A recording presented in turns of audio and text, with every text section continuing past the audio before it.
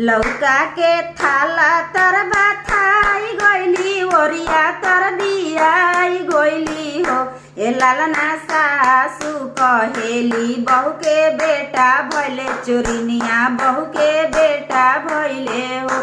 अब की सौरिया में से निकले दर सोइया में समाए दना हो।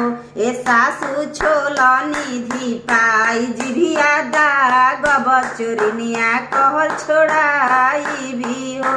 एगो तीन सोईठा धी पाई जिभिया दाग चोरिनिया कहल छोड़ाई भी हो।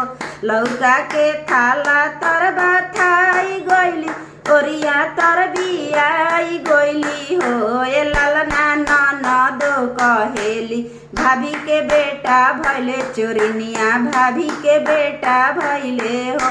अब की सौरिया में से निकले दर सोइया में समाए दना हो। ए लालना छोला निधि पाई जिभिया दा